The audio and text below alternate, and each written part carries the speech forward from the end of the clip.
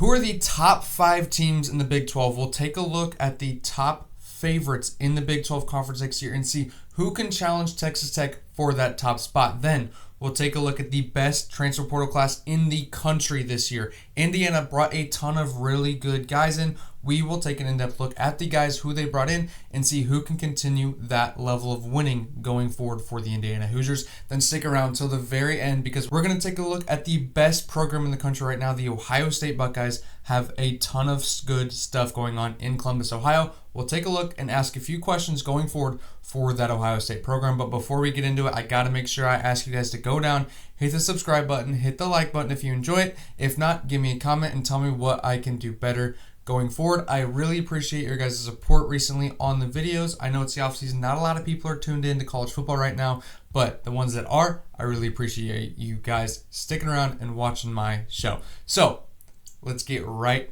into it. Okay, the Big 12 has a ton of talent going into the conference right now, okay? Texas Tech has kind of ruined that whole anybody could win it any year, right? Texas Tech has paid a ton of money for a lot of guys to come in there, and they have a ton of talent coming into that program. So it's hard to say who can take down that Texas Tech Red Raiders program. But I got a top 5 here with a ton of teams that I think could at least challenge them. I don't know if they'll take them down. So at number 5, one of the biggest sleepers in the country this year is the Oklahoma State Cowboys. I honestly think that they could be a lot higher on this list. Okay, they have a ton of guys coming in. They got a new coach in Eric Morris. He did a great job at North Texas last year. He's going to come in and he's bringing a lot of guys with him. We talked about it last episode with our top winners in the transfer portal. Oklahoma State is on this list because of the transfer portal. 3 top 50 guys in On3's rankings. Okay, all of them are from North Texas. You got Caleb Hawkins, who is top 5 in both rushing yards and rushing touchdowns last year. I've talked your guys' ear off about how good Caleb Hawkins was last year. He had 1,434 yards and 25 touchdowns, 6.2 yards per carry. That's a first down every other rushing attempt. He's going to be really good for the Oklahoma State Cowboys, okay? He's one of those kinds of talents that I think that can come in and instantly change a program, okay? He can turn a program around like that. That's how good I think Caleb Hawkins can be. That's how good he was at North Texas last year. He turned around that program. But not only were they good on the ground, you also had a quarterback who led the country in passing yards in Drew Messame, who had 4,379 yards and 24 touchdowns. The touchdowns weren't there, but the yards and the production was absolutely insane at North Texas last year. Those two guys, through the air, on the ground, are going to turn around this Oklahoma State program faster than you've seen almost anything else. Indiana has been really good. They're not going to be as good as Indiana. That's why I have them number 5 in the Big 12.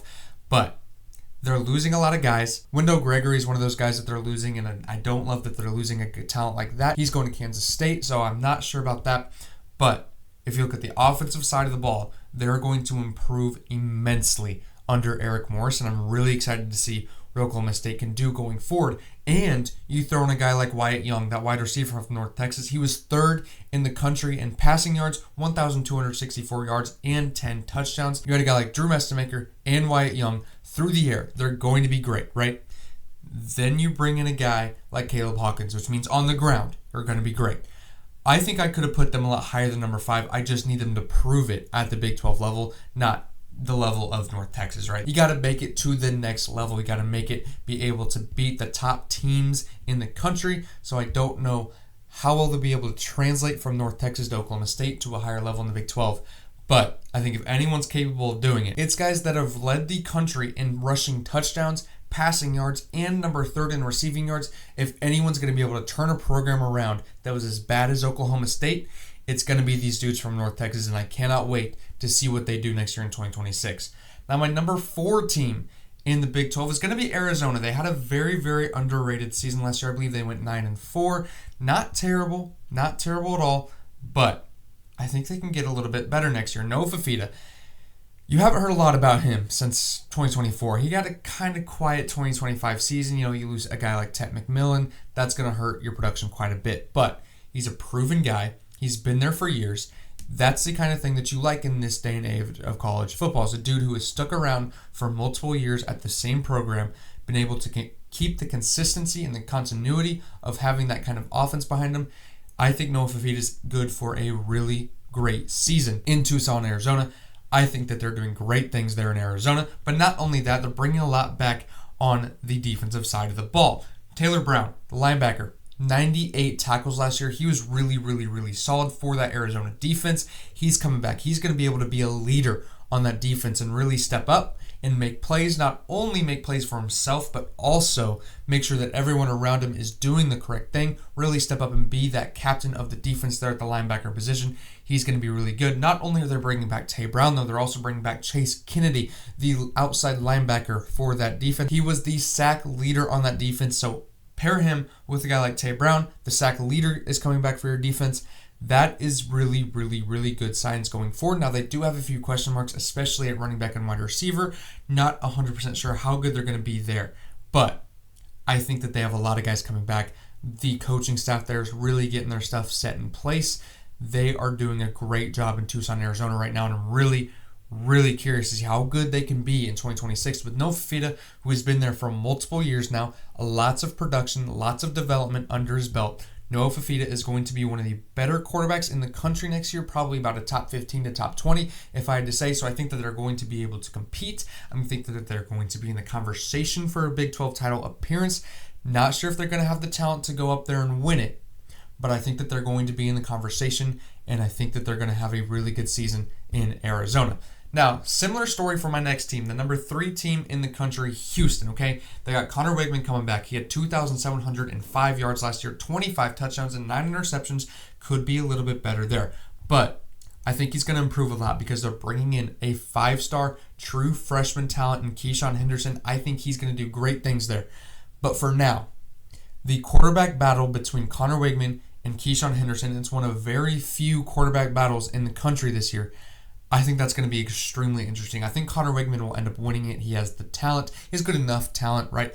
And he has that leadership and experience to beat out Keyshawn Henderson, a true freshman. But after this year, after Keyshawn Henderson's first year, I think he's going to be really good, right? He's going to have Houston competing for Big 12 titles. I just think that they're a year away. I think they're 1 year away from being able to really compete for Big 12 titles and college football playoff appearances. So almost there. But they did lose their best running back last year, but they replaced it with a guy like Mekhi Hughes, who 2 years ago was really good at Tulane, transferred to Oregon, didn't see the field a lot. We've heard a lot of these kind of stories with running backs going to bigger programs and then not doing as good. Look at Jaden Ott at Cal. He transferred to Oklahoma, didn't see the field almost at all last year in 2025. He was really good at Cal, though. Same with Mekhi Hughes. He was really good at Tulane, insane at Tulane, one of the best running backs in the country at Tulane. Transferred to Oregon, didn't see the field. Same with Jaden Ott. Mekhi Hughes now has another year, unlike Jaden Ott. Jaden Ott has to go to the NFL this year. Mekhi Hughes doesn't. He's coming to Houston to see if he can revive his career and see if he can get back to those ways that he had at Tulane a couple years ago. Really curious to see what he can do because we know he's got it. We know he's got a lot of talent. Can he find it again for Houston? Now, Chandre Hurst and Anthony Boswell are both coming from the transfer portal for the inside O-line. Those two are going to be really good because their O-line was a little weak last year. I think that was one of the issues that they had and why they weren't competing for a Big 12 title last year. Now, this year, you had those guys in there, 2 of their 3 best players from the transfer portal, and I think that that's going to make a huge difference for Houston. I think they're going to be really good next year. Like I said, I think that they're just a year away, okay? I think that they're going to be really good in 2027 and 2028 with Keyshawn Henderson. It's hard not to look in the future with a 5-star. I believe that he was either the 2nd or number 1 recruit in the country. It depends on which website you look at. He is going to be an absolute star. Can they be patient enough to have him develop? Can he be patient enough to develop there at Houston, stay there, sit a year probably, and then start for the Houston Cougars and take them to heights that they have never seen before? Now we start getting into the top 2 teams and the teams that I think are the favorites to win the conference next year. And lo and behold, it's the 2 teams that were in the conference championship last year.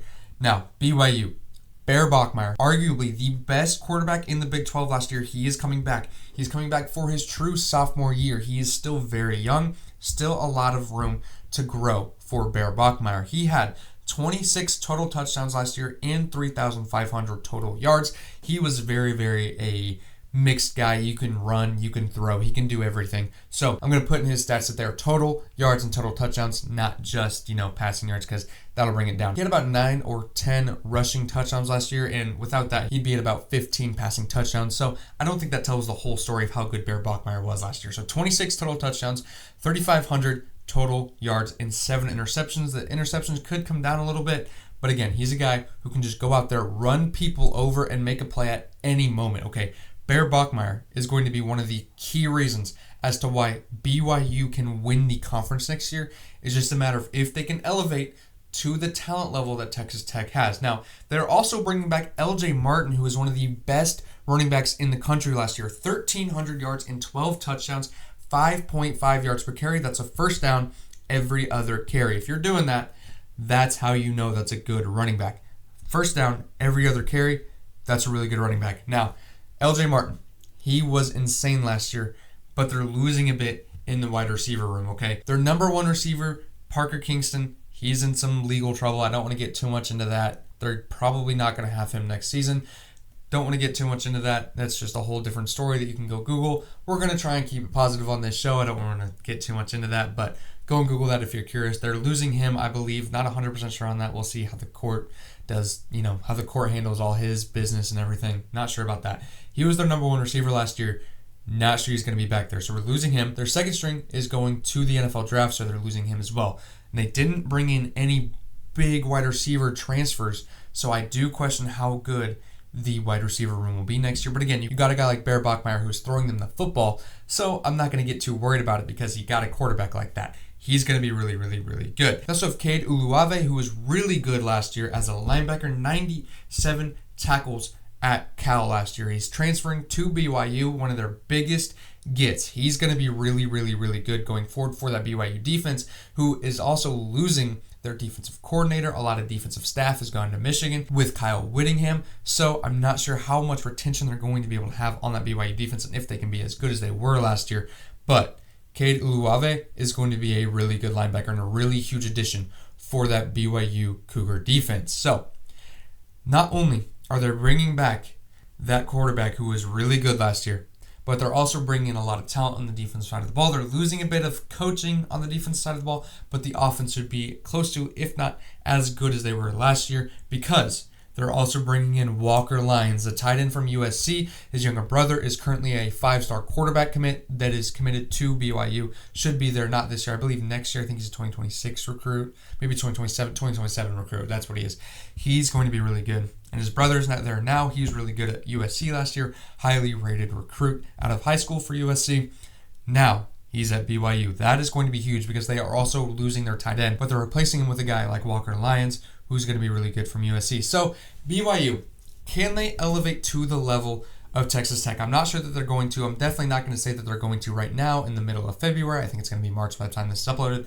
So I do not see a way that they are able to beat my number one team in the Big 12, which is going to be the Texas Tech Red Raiders. Okay, look, how can you not put them at number one in the Big 12 again for the second year in a row? They're bringing in a guy like Brendan Sorsby, a quarterback who had 2,800 yards and 27 touchdowns, 5 interceptions, so he's taking care of the football, making big plays there at Cincinnati. He's one of the top commodities in the transfer portal this year. So I cannot wait to see what he does at Texas Tech. I think he's only going to be in a better situation than he was at Cincinnati. He's going to be really good for the Red Raiders. But not only are they bringing in Brendan Sorsby, they're also bringing in a guy like Austin Romaine, a linebacker from Kansas State. 150 tackles over the past 2 seasons. He's going to be extremely solid on that defensive side of the ball. One of the best linebackers in the country, in my opinion. He doesn't get a lot of attention, definitely doesn't get as much as he should. He was really good at Kansas State last year, and I cannot wait to see what he does for Texas Tech. I think he's going to be really solid. Come in. They're losing a bit on the defensive side of the ball. Look, that defense was one of the best defenses in the country last year. You saw it against Oregon. They absolutely shut them down on the offensive side of the ball. Now, the Texas Tech offense wasn't very good. That's why they're bringing in a guy like Brendan Sorsby, and that's why they lost that game. But the defense was not the issue last year for Texas Tech. Add a guy like Austin Romaine into the equation, and they're only going to get better. Cannot wait to see what he does. But not only are they getting better at the linebackers, but they're bringing in an absolutely huge dude, for that interior defensive line. Mateen Igbaragba, the D-line from Wake Forest, 250 pounds, 6'4". He's an absolute monster on the D-line. He's going to play that D-tackle position and just clog up run lanes, try and get to the quarterback every once in a while. 3.5 TFLs, 2 sacks last year for the Wake Forest Demon Deacons. He's just an absolute giant, okay? He cannot be moved. He is going to be extremely good for that Texas Tech D-line with a defense that I believe is only getting better going forward. So I think Texas Tech on the defensive side of the ball is going to be just as good, if not better, than they were in 2025. But then you throw a guy in like Malcolm Simmons, from the wide receiver from Auburn, who had 457 yards last year. He was really productive. Not even Cam Coleman could reach 800 yards with that offense that they had. So I think the production is a little less than the talent that he has. I think he's going to be really good, adding to a wide receiver room that could use it from last year. Again, that offense was the problem last year, and I think that they're getting a lot better on the offensive side of the ball. I think they're going to repeat in 2026 as Big 12 champions, in a large part to how much better that offense is going to be than last year. So Texas Tech, like I said, they're kind of ruining it for the party, right? They're just paying a ton of players to come there, which, all power to them. They're doing a really good job there at paying players, getting their money up, getting the right guys in there. And last year, they didn't just pay a ton of players. They also paid a ton of players, but they paid a lot of the right players to come in there, and they won big in the Big 12 last year. I think they're going to be able to do it again. I do reserve judgment going forward because it is March, and my mind might change on this going forward. Injuries could happen, stuff could happen going forward, and I'm not 100% sure that I'm sold on Texas Tech yet, but as of right now, I think that I am. As of right now, I would be putting my money on the Texas Tech Red Raiders to repeat as Big 12 champions. Now, the number one transfer portal class in 2026 went to the Indiana Hoosiers, okay? They are the reigning national champions. So weird that we are saying that about Indiana, by the way. Did not ever think that they would be the national champions in college football. Maybe basketball. But right now, they are the reigning national champions in college football, and they're looking to only get better. Josh Hoover is the headliner of this Indiana transfer portal class. 3,472 yards, 29 touchdowns at TCU last year. Now, he did have 13 interceptions, and that can improve a little bit more. I think it will, because I think he has better talent around him at Indiana than he did at TCU. So I think it will get a little bit better. But 13 interceptions is not going to be good enough for Indiana. Now, the biggest part of Josh Hoover that I think fits Indiana so well, and we've talked about it on this podcast before, is that he was second in the country in RPOs ran at TCU. Who was first? Just the Heisman winner last year, Fernando Mendoza, who was also happened to be at Indiana, okay? He's going to fit Curt Cignetti's system perfectly, to a T. He is perfectly molded to fit into a Curt Cignetti offense. I think he's going to be really good. He's going to fit perfectly. But not only are they getting that quarterback, that's the most important part. They're getting the quarterback. They're also getting a guy like Nick Marsh from Michigan State. He's probably the most underrated player in the transfer portal, in my opinion. Look, his stats. You go look at his stats on ESPN. I'm not even going to list them. They're not very good. They're around 400 yards. He could be a lot better than that. But if you watch the games that Michigan State played, they weren't very good, right? I think they had 2 wins in the Big 10 last year. I don't know. I think that's off the top of my head. Not 100% sure on that. I believe they had 2 Big 10 wins last year. They weren't very good. But every single time that you saw Nick Marsh get the ball thrown to him, anytime you saw Nick Marsh with the ball in his hands, you could see something different about him from the rest of the team. He was just a little bit better. He was a notch above everyone else on that team, and you could just see it. It's one of those things you see it with the eye test, right? You look at the stats, not really there.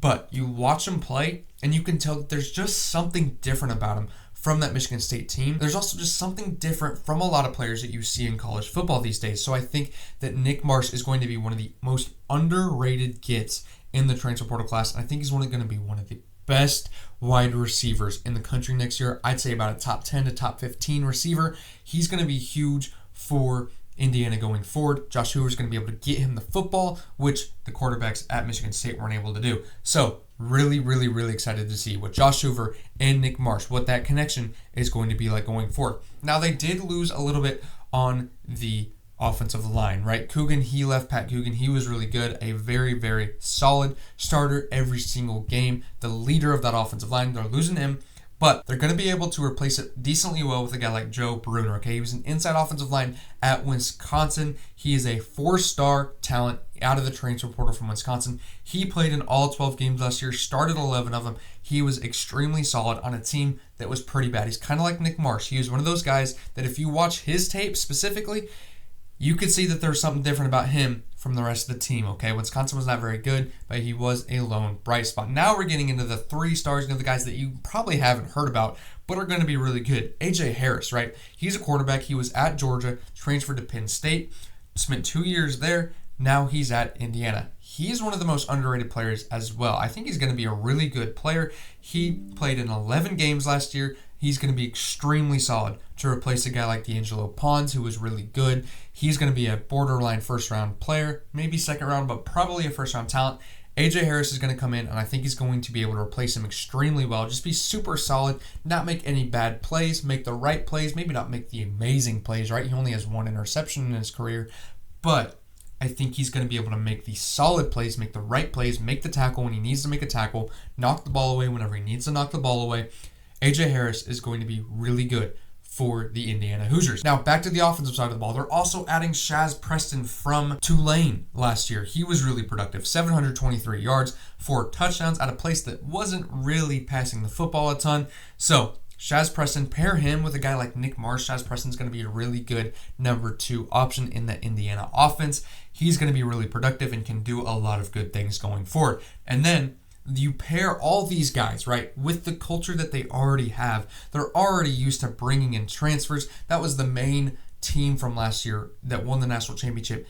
They were a lot of transfers. There were a lot of transfers from James Madison, a lot of different guys from different backgrounds, a lot of misfits, as they like to say. A lot of guys that didn't feel like they belonged at their last place, and they transferred to Indiana, and they found their home. So they have a culture that is used to doing that. They have a culture that is used to bringing in really good players and making them feel at home, making them feel like a team, making them feel like a family, and going out and winning football games as a team. It's not just a bunch of mercenaries. It's them playing for the Indiana logo and playing for a team that they feel like they belong to, and they take pride in playing for a team that wants them. Unlike their old programs, they take pride in playing for a team that loves them, and they love the program back. And it's really fun to watch. You can see it in the way that they play. You can see it in the way that Kurt Cignetti coaches. They do a great job at Indiana of making sure that the transfer portal players feel just as at home as the players that they recruited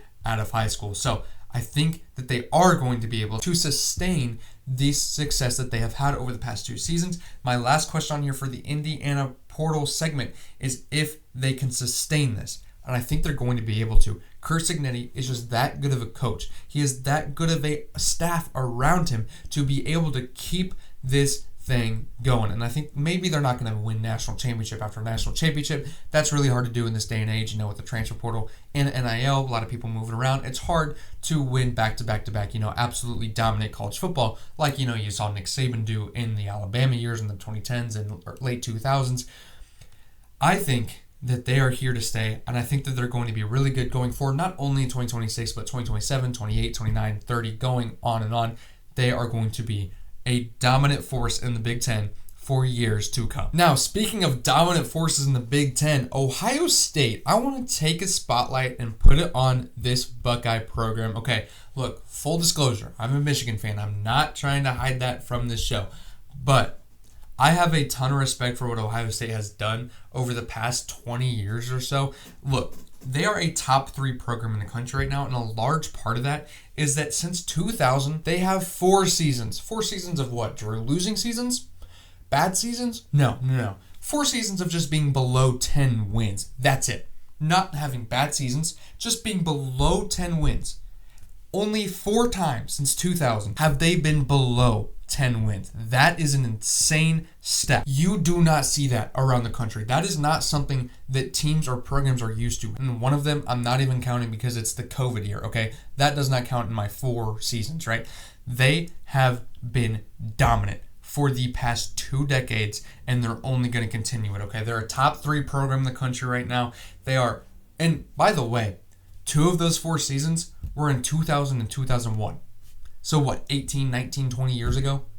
like that doesn't have any effect on how good they're going to be in the future. So really, if you can make the argument that they've been even better because that was at the beginning of the turn of the decade. They have just been one of the best programs in the country, if not the best program in the country for the past 20 years, and they're only going to continue it, okay? They went 11-2 2 years ago, 14-2, and won a national championship in the 2024 season, and then they go 12-2, another really good season in 2025, end up losing to Miami in the quarterfinals. But look, they are going to continue being really good. The way we talk about Ohio State is so much different from anybody else in the country because you're not asking, can they replace the guys that they're losing? You're not asking, can they elevate to a position that they haven't been before? You're not asking, can their head coach do something that he hasn't done before? You're not asking, how good is that staff around them? Because it's Ohio State. You know how good they are. You know that they're going to be able to do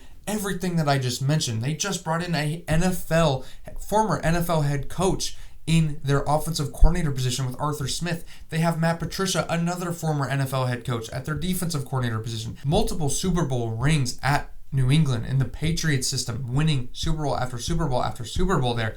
That is their defensive coordinator. And then you throw in a guy like Ryan Day, and you know how much it irks me to talk good about Ryan Day, but man, he's done a great job there. He exercised those demons, those playoff demons, first went and won the national championship, and I think after he did that, he could finally just take a deep breath and relax. And he really cemented himself as an Ohio State head coach going forward. He silenced a lot of doubters there. Not all of them. A lot of Ohio State people would rather beat Michigan. Well, he did that this year. So he was able to take a breath and relax and go and beat a Michigan team that has tormented him for about 4 or 5 years now.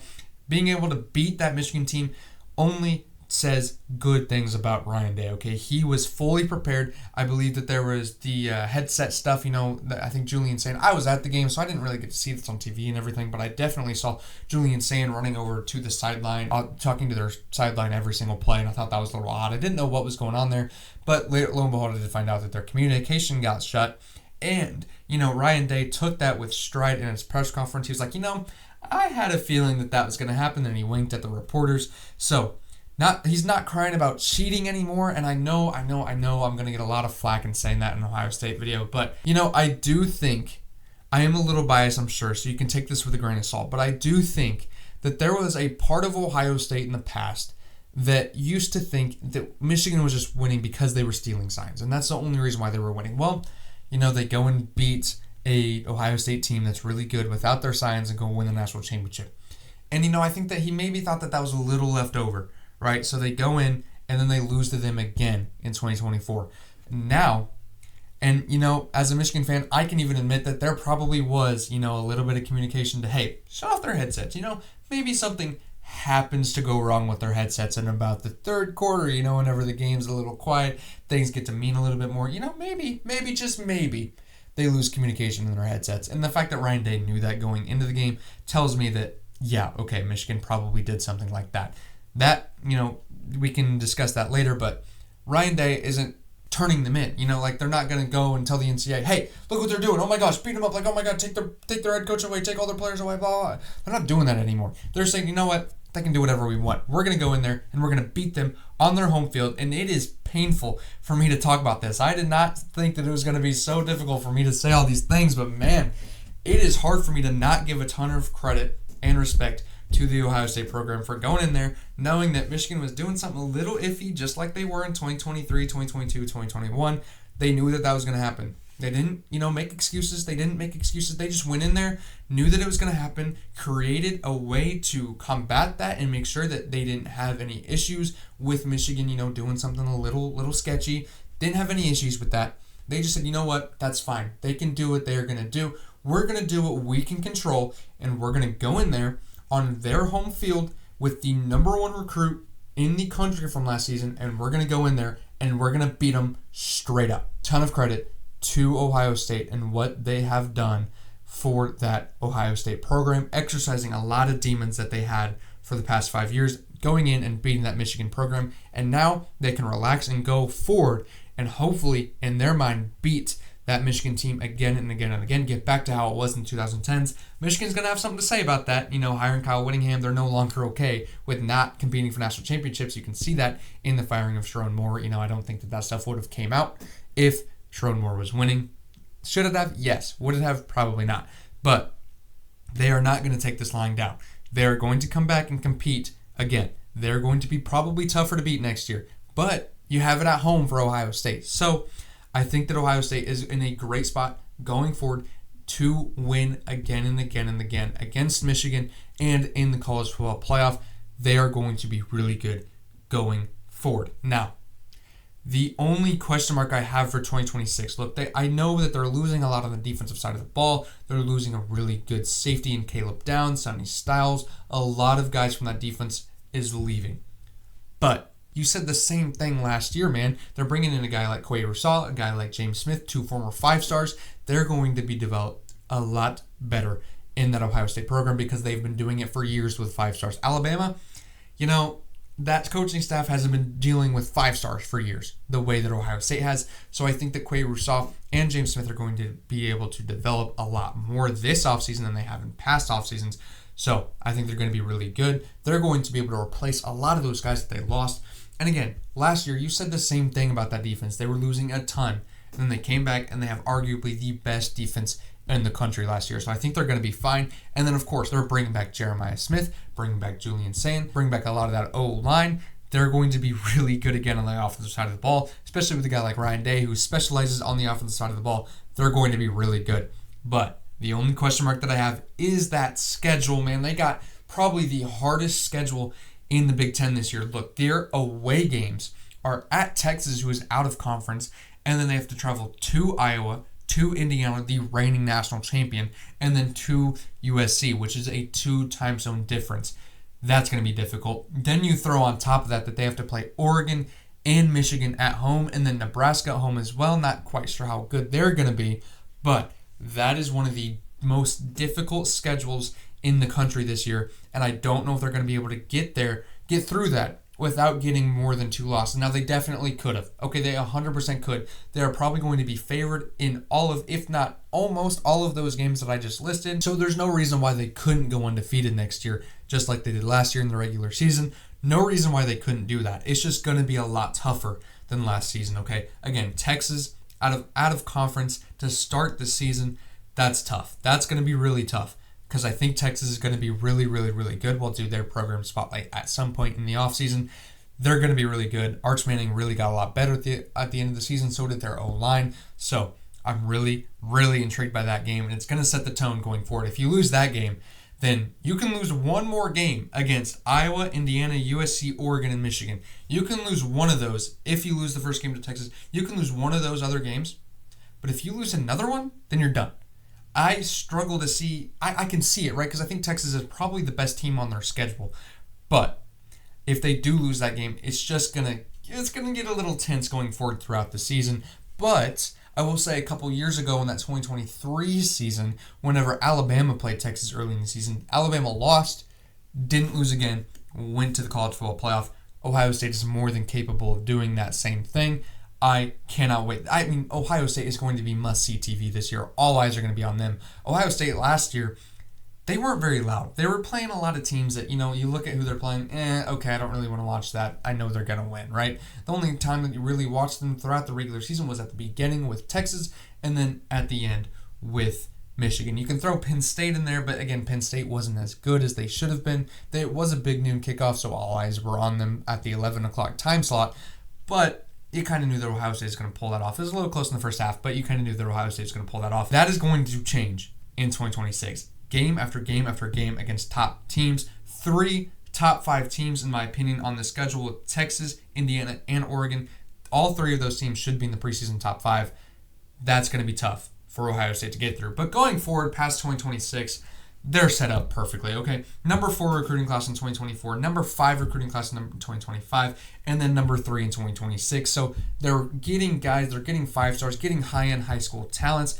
they're going to be great going forward. You know, you got Julian Sain. He's going to be there at least for 2026. He could be there for 2027 and 2028 going forward. Not sure if he will be. He's good enough. He could go get drafted after next season if he wanted to. So you look at Tavian St. Clair, who's that backup there. He's a former 5-star. He's going to be really good after this next season. Does he stay there? You know, if Julian Sain does come back for 2027, which I could see happening, you know, maybe he struggles a little bit, you know, without the wide receivers that they have last year. Without Carnell Tate, you know, he could struggle not having 2 first-round guys. They might still have 2 first-round guys. You know, they're Ohio State. They're recruiting wide receivers after over and over and over again. They very well could have another wide receiver there that'll be in the first round eventually. But, you know, you don't have 2 solidified guys in Carnell Tate and Jeremiah Smith since you lost Carnell Tate.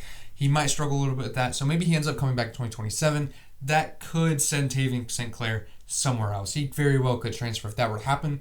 But I see Julian Sain getting drafted after this upcoming season and Tavian St. Clair taking the reins from there. Ohio State, this is the first year in a long time that they don't have a quarterback battle going into the next season. You know, last year it was Will Howard winning the job. Before that, it was Kyle McCord winning the job. CJ Stroud was the last time that they had a quarterback return for a second starting season. Julian Sain is only going to get better. I think he's going to be extremely, extremely good in 2026. And then going forward, Tavian St. Clair will take the reins, and he'll be insane too. The number 2 quarterback in the country in the 2025 class. He's going to be really good. They are set up really well going forward. Now, the only question I have for this program, how do you replace a guy like Brian Hartline? He was the best wide receivers coach in the country for the past, 10 or so years. He's been extremely, extremely, extremely important to that Ohio State success that they've had on offense, and especially in that wide receiver room. That wide receiver room we've known for the past 10 years have produced guy after guy after guy after guy. That's because of Brian Hartline. He leaves, takes the head coaching job at South Florida. Can they replace him? They did replace him with the LSU wide receiver coach. He developed a lot of good guys in the NFL. I'm really excited to see what he can do at Ohio State, but it's hard. I think it's almost impossible to replace a guy like Brian Hartline. So does that have an impact on the wide receiver room going forward?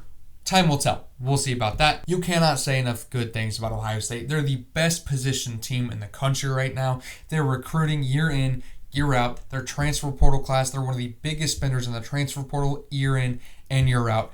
I cannot say enough good things about the Ohio State program and where they're going forward. But that is going to do it for this week's episode of Scoring from the 50. Again, I want to thank you guys so much for watching. If you're still watching at about, 40 minutes into this and you haven't subscribed and you haven't left a comment and you haven't liked the video, go down and do that. What are you doing? If you're this far into this and you haven't subscribed and you haven't liked it, clearly you like what you're watching. So go down and hit the subscribe button so you can see more of my videos. Again, cannot thank you guys enough for watching, and I will see you guys next week.